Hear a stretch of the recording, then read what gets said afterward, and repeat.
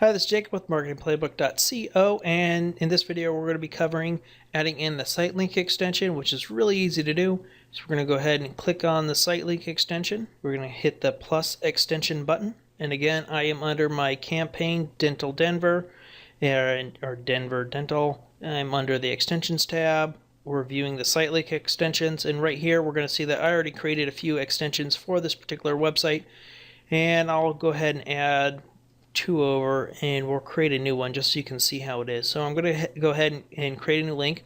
I'm going to give the link a name, and then I'm going to give the link a destination in there, and then I'm going to go ahead and do a description for it. Now, you do not have to do a description. If you don't put in a description, it's what it's going to do is it's just going to show the link text up here.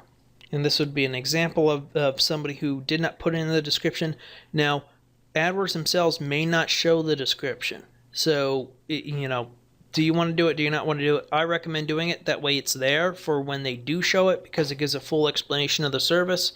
And, it's just an extra way of making that ad that much bigger. So I do recommend putting in the description. If you do not, it's just going to show the top link. So I went ahead and filled it out, and I put it to the top level category here. So family dental plans.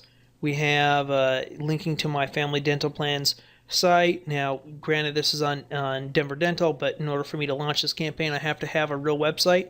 So I put in a real website for you guys.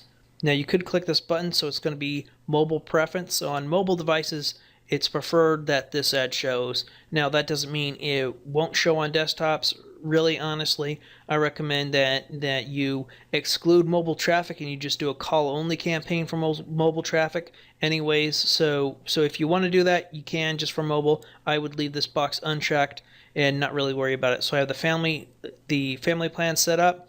If you want, you can schedule this, so you can rotate it through and say, well, I only want these to show between X hours and this hour. I recommend you do not do any ad scheduling for your site links.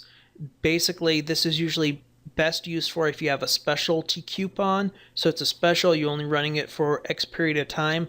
That's when you would do this. Otherwise, if you're open between 9 a.m. and 5 p.m., you should actually set your scheduling for the campaign, not for this particular link, and that would be done under the settings tab. So moving on here, you have URLs for mobile. So you have the option of setting the individual to a different website for mobile. So it doesn't have to be this particular site. Your website should be mobile friendly by now, which means it's mobile responsive. If it's not mobile responsive, I'd seriously look at getting that upgraded to mobile responsive theme. And we actually have an article talking about mobile responsiveness and making your site mobile friendly on the MarketingPlayBook.co website. For most individuals, especially smaller businesses that are service-based, you're not going to have a separate mobile page. It's going to be the exact same page that you're sending everybody else to. Now, the site link option is if you're using a tracking tool and you need to track other parameters in there. For most individuals, you're not going to need this. If you do use site link URLs, you probably already know what they are. If you do not know of them, it's really not something you probably have to worry about. So all you really need, just to sum it up here, is the link text, the final URL, put in the description for it with a nice call to action in there, and go ahead and hit the save button. So this is what my site links look like. They do require 4 site links, so you can make them all the same page if you really wanted to. So technically I could have linked these all to just one page, and it could be the same page that particular keyword is triggering on. So let's say it was cosmetic dentistry. Technically I could send them all to the cosmetic dentistry site, a section of that site. However, I recommend you don't do that.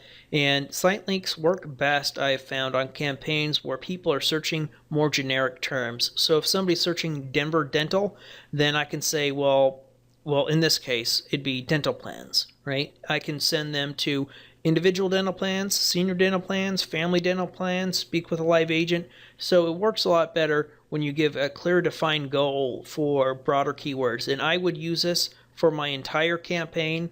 That way it has a chance of showing up and extending your ad copy with all your ad groups and all the ads that you have within the AdWords search campaign. So with that said, I'm going to go ahead and save, and now my site links have been added.